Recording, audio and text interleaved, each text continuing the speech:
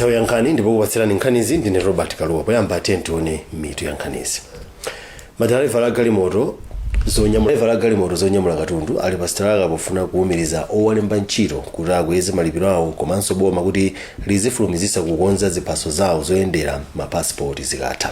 Wachiwiri kwa mlembi wa bungwe la Truck Drivers Union of Malawi Francis Montali wati madereva akuona kuti owalemba komanso boma sakutsata mgwirizano wawo zomwe zakiritsa kuti madereva oposa 100 anyanyale. Kankhani zake ndi ziwiri. Yoyamba ndi ya pasipoti. Mapasipoti anatilonjeza boma kuti patsa njira zoti tizitsatira tikafuna kutenga mapasipoti athu, koma chimene chimachitika chonena kuti njira zije tikazitsatira tikapita ku immigration kwenikweniko satilandira. Maofesi amene anatiuza kuti mwina tizifikirako zathu ziziteka safuna ngakhale kuyankhula nafe. Nthawi zina tikayimba foni ngakhale mafoni osamayankhidwa, ngakhale kuti driver akupitayo ali ndi china chilichonse chomuyenereza kuti akhomere pasipoti yake.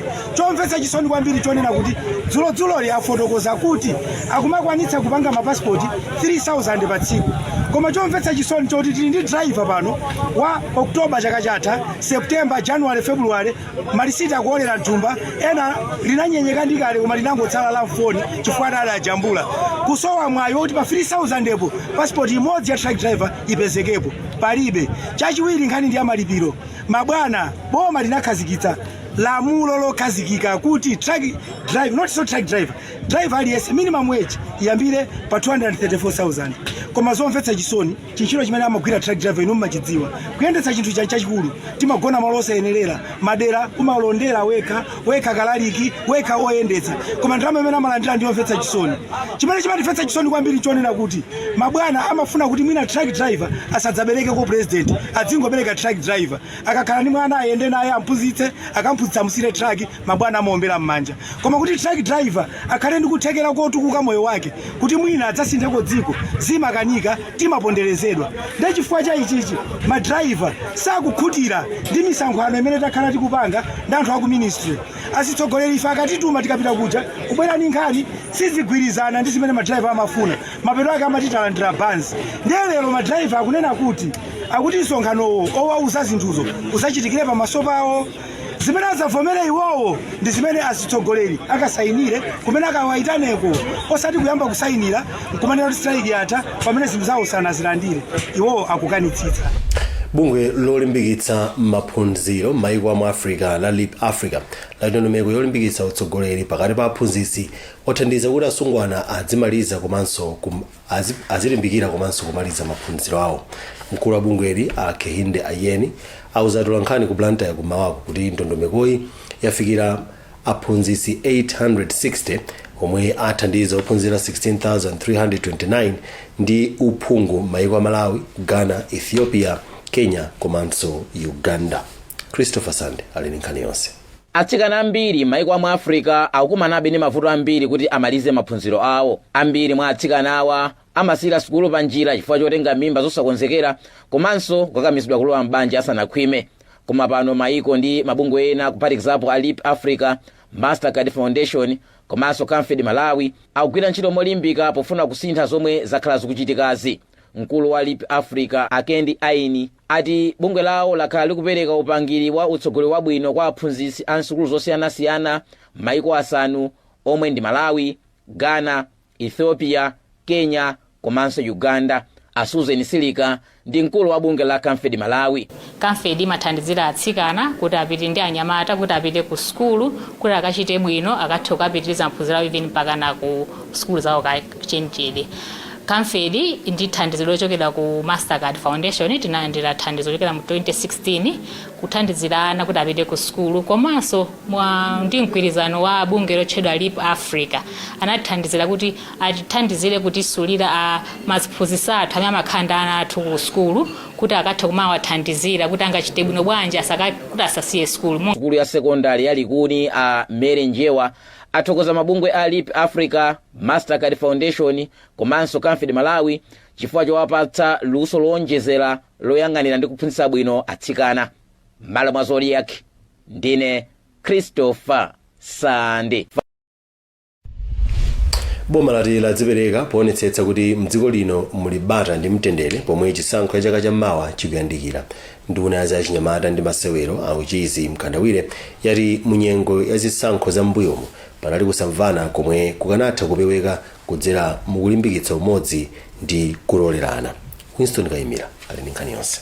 Boma kudzera ku bungwe la Malawi Peace and Unity Commission lakhazikitsa gawo lachiwiri la ntchito yomwe ili pansi pa UN SDG Acceleration Fund, ndipo cholinga chake ndi kulimbikitsa bata ndi mtendere maboma omwe ali m'malire a dziko lino ndi maiko ena.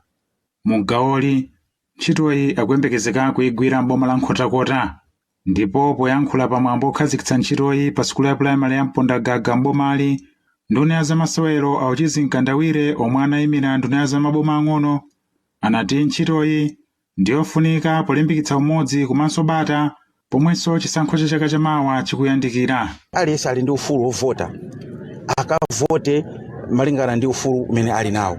Asakavote chifukwa chonena kuti mwina akukakamizidwa, asakavote chifukwa chonena kuti mwina akuopsezedwa. Ndiye nkhani yokhala ndi mtendere mu dziko ndi nkhani yofunika kwambiri ngakhale pa nthawi ya zisankho. Kumbali yawo Commissioner Mary Nkosi a bungwe la Malawi Peace and Unity Commission anati ntchitoyi ikusonyeza kudzipereka kwa boma polimbikitsa bata ndi mtendere mdziko lino. Ife sitinabwere kudzapereka zigamulo za milandu kapena kutenga ntchito ya akhoti, koma ifeyo ndifongogwitsa ntchito mabungwe ena kuti kudzikhala mtendere.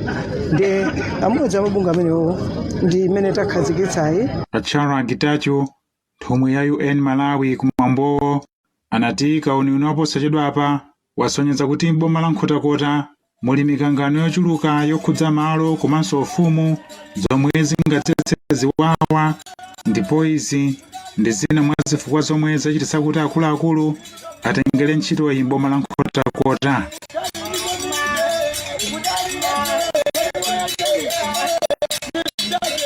Winston Kayimira, Zodiac, Nkhotakota.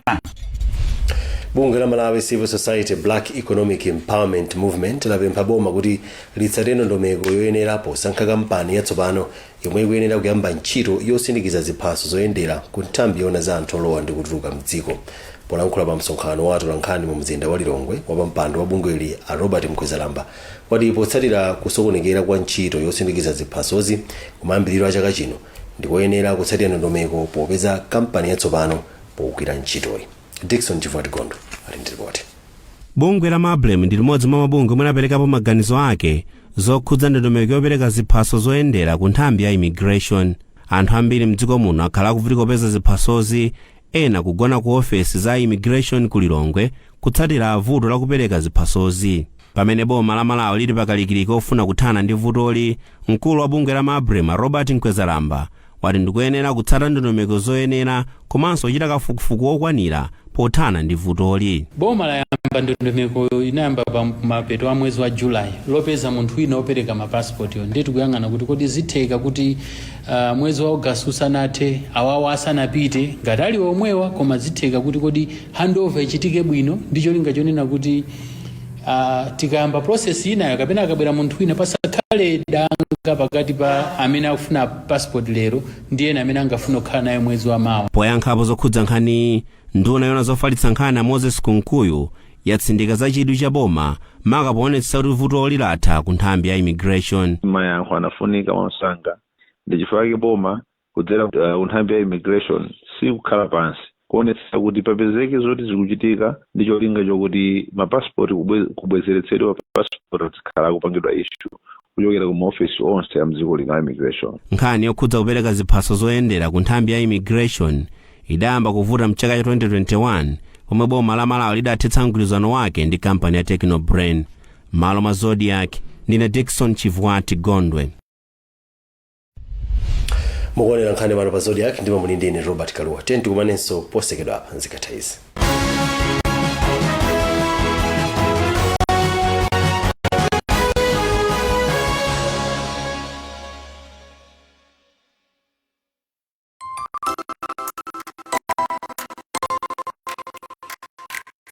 Filipina Memorial Boarding School is informing the general public that it has a primary boarding school for both boys and girls and a secondary school that only has a girls' boarding school. It has a conducive learning environment with well-built hostels, studying library, a laboratory, and a sports complex. Filipina Memorial Boarding School is situated in Area 23, Benito, in Lilongwe, Malawi. We have other campuses in Area 24, Charismatic 1, and the Kapili Campus, Charismatic 2, with kindergarten, primary, and secondary school. For more information, call us on 0992 900 222, 0992 900 333, 0992 900 300, or 888 124 309. Or you can send us an email at charismaticschools@gmail.com. Filipina, creating a brighter society.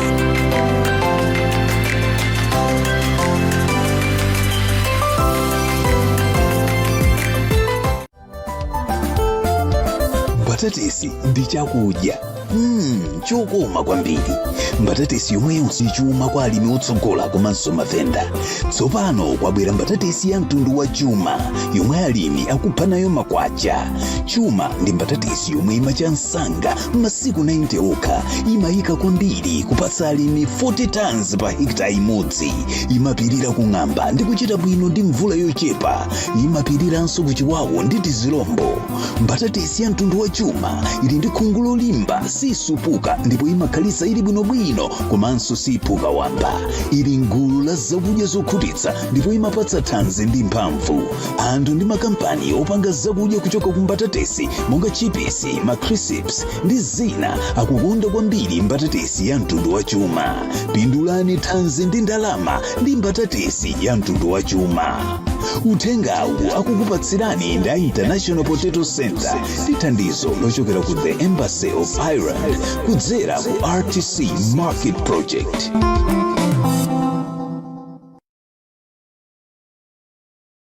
Nayi nkhata ya maluwa zikafikatu ngati pamenepa mphamvu zimatha, nzeru imasowa.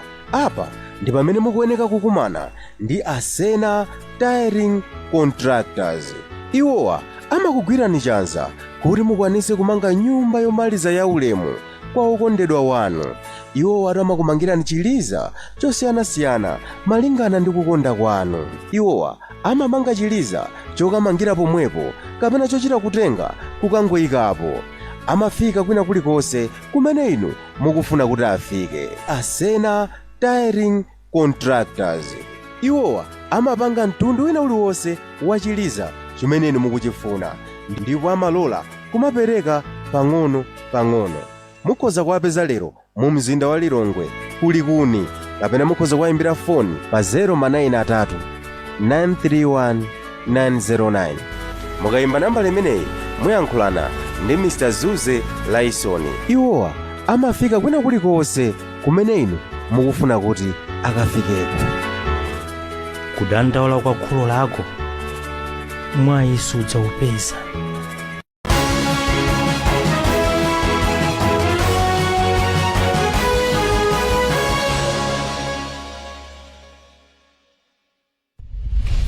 takulandiranso tiyeni miti yankhanizi pomwe tikupitirira. Madrayivala a galimoto zonyamula katundu ali pa straka pofuna kuwumiriza owalemba ntchito ndi boma athetse mavuto awo. Boma lati ladzipereka poonetsetsa kuti mdziko lino muli bata ndi mtendere pomwe chisankho chikuyandikira. Bungwe lina lapempha boma kuti litsatire ndondomeko yoyenera posankha kampani yosindikiza ziphatso zoyendera. Mzambasewero kuyambiranso kwa ntchito zomanga malo ochitira masewero osiyanasiyana mu mzinda wa Lilongwe kukuyembekeza nthambi ya boma yona zomangamanga. Mlembi wamkulu wa mpingo wa Malawi Assemblies of God Dr. Matilda Matabwa wati mpingo usankha atsogoleri atsopano ku msonkhano wake waukulu omwe uchitike kuyambira pa 20 mpaka na pa 23 August. Awa ndi atsogoleri omwe ayendetse mpingowu kwa zaka zinayi zikudzadzi. Amatabwa afotokoza. Msonkhano umenewu ndi waukulu kwambiri umene umachitika kamodzi mu zaka ziwiri, koma uwu ndi osiyana chifukwa chakuti tikhala tikusankha atsogoleri amene atayendetse mpingo wa Malawi Assemblies of God kuchokera mu gawo osiyanasiyana kuchokera pa national kukafika pansi pamene timasankha maudindo a mpingo wa Malawi Assemblies of God. Ndipo msonkhano umene umachitika wachisankho umachitika kamodzi mzaka 4. Wina tinali nawo mu 2020, panopo tili nawo panopo 2024. Ndipo amene amayenera kubwera ku msonkhano umene ndi abusa okhawo amene ali odzozedwa, timati credential 3, amene adzozedwa komanso ochepa mamembala amene asankhidwa m'mipingo yosankhika yochepa. Ndiye msonkhano umene ukhala defining moment wa mpingo wa Malawi Assemblies of God chifukwa chakuti tikhala ndi utsogoleri wina watsopano komanso tikhalanso ndi mlaliki wina wochokera ku Gabon amene ali missionary kuchokera ku America kupita ku Gabon ndi amene akhale akulitumikira mu msonkhano onse. Unduna wa umoyo wavomereza kuti dziko lino likusalirabe pa ntchito yolimbana ndi imfa zomwe zimadza kamba ka ubereki zomwe akuti zikufunikira kugwirana manja pothana ndi vutoli. Wachiwiri wa nduna yoona za umoyo Halima Daud ndiye wanena izi lero pomwe amakhazikitsa ntchito ya magetsi odalira mphamvu ya dzuwa pa chipatala chaching'ono cha Dzole m'boma la Dowa mogwirizana ndi bungwe la We Care Solar.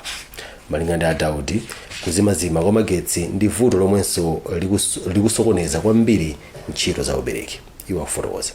Chitukuko chawo chomwe tupanga lonje tsiku la lero cha magetsi a solar ndi chitukuko chofunikira kwambiri m'dziko la Malawi. Monga mukudziwa ma health facilities athu ambiri akazimaya kamapita kochira amagwiritsa ntchito makandulo ndi nyali ya pa foni pomwe zinthu zosakhala bwino. Makamaka kandulo ndi opsa kwambiri kuza kugwa pomwe dokotala akuchiritsa mzimayi kuza kuotcha zinthu kapena sokuotcha mzimayi kapena mwana amene akamabadwa. Ndi kubwera kwa magetsi a solar zitithandiza kwambiri ngati ife ngati boma. Fika zipata zathu zambiri zomwe muli zimavuta kuti tifikiremo anthu akuvutikabe mpaka tapana kamachira. Watu woti ngati boma nchoti mzimayi wina aliyese akamabereka asamafe. Ndi kubwera kwa magetsi a solar ngati awa kuti thandiza kwambiri ife ngati boma. Fike munamva kuti ndikuwapempha kuti atithandizire kuti zipata zathu zambiri Malawi muno zomwe zili madera ovuta kufikako kuti tikhale ndi magetsi ngati amenewo kuti atithandize zipata kamabereka abereke sanomo bwino. Wapampando wa bungwe la We Care Solar Dr. Rola Stacho anatsindika za chidwi chawo pochepetsa imfa poonetsetsa kuti zipatala zomwe zimagwira ntchito yobereketsa amayi zili ndi magetsi okwanira. Phungu wa derali Abel Kayembe wayamikira boma kamba kukhazikitsa mphamvu ya dzuwayi. Kuno kwathu kwa Senior Chief Dzole, Senior Chief Kayembe takhala tikuvutika kwambiri ndi azimayi kafika nthawi yonena kuti abereke makamaka ma maternity clinics athu chifukwa choti munalibe magetsi. Koma panopa kuona kuti organization imene We Care Solar Light I think yabweretsa chitukuko chotamandika chifukwa azimayi athu tsopano sazivutika nthawi ikakwana ma maternity clinics komanso zithandiziranso ogwira ntchito mzipatala amene manesi athu kuti ntchito yawo iziyenda bwino makamaka kuti tsopano muzikhala muli magetsi. Mbuyomu amagwiritsa ntchito makendo, amagwiritsa ntchito mwina mafoni pa nthawi imene mzimayi nthawi yake yakwana zimene zinali zinthu zosadalirika komanso zosapereka ulemu. Koma ndi system imene yabwera ndi ya We Care Solar ndikukhulupirira kuti anthu amene anasonkhana pano kwa Senior Chief Dzole pano pa Dzole ali osangalala kwambiri kuti azimayi athu tsopano athandizika kwambiri komanso ife ngati community yonse tithandizika. Munkhani za masewero kuyambiranso kwa ntchito zomanga malo ochitira masewero osiyanasiyana mu mzinda wa Lilongwe kuyembekeza nthambi ya boma yoona zomangamanga imene ikuunika gawo loyamba la ntchitozi. Mabwalo wa Griffin Sayenda Indoor Sports Complex, Kamuzu Institute Athletic Center ndi amasewero a basketball pasivo anawamanga zaka ziwiri zapitazo kuti achiritse mpikisano wa Regional 5 Games koma sakugwira ntchito kamba kuti sanathe ntchito yomanga. mmene timagwiritsa ntchito mabwalowa pa magemu aja a region 5 mchaka chija cha 2022 anali osamaliza. Tinangoti mwina tigwiritse ntchito nthawi imene ija titangomaliza anatsekedwa. Pakati pa panachitika zinthu zambiri, mwachitsanzo ku Griffin Sayenda kunali ntchito imene inagwirika. Poyambirira boma linatilola kuti tigwiritse ntchito ndalama zo pafupifupi 7 biliyoni, komano mmene timadzamaliza ntchito ija tinamaliza ndalamazo kupeza kuti zinali pa 15 biliyoni. Ndiye titapita kuti tikafunse ndalama zina kuti atilonjezere, anati yayi, koma tiunike bwinobwino kuti kodi ndalama zimenezi munagwiritsa ntchito bwanji, zafika bwanji pa 15 biliyoni kuchoka pa 7 biliyoni. Ndiye unali ndithu ulendo. Nkhani inapita kwa anzathu aja a PPDA amene kwa iwowo anayitengeranso kwa auditor general. Ndiye auditor general anapanga audit kupanga kafukufuku kuti kodi mnafika bwanji pamenepo ma facilities osawiri Griffin Sayenda ndi Aquatic Complex. Ndiye atamaliza kafukufuku wawo, ripoti yawo anapereka, komanso zotsatira zake zinatuluka. PPDA ananena kuti ayi palibe vuto, project iyi itha kubwerera. Moti pakali panopa tili pakalikiliki ndi ma consultants athu amene amatithandizira pa nkhani ya zomangamanga kubomako a buildings department kuti aone ntchito imene yatsalira komanso itha kutenga ndalama zingati. Ndiye kuti akatipatsa zimene zizi tipititsanso ku treasury kuti atipatse ndalama zoti timalizire ma projects awiri amene. Apaso ndipo pamapeto pa nkhanizi, koma tisanasiyane tionenso mitu yake.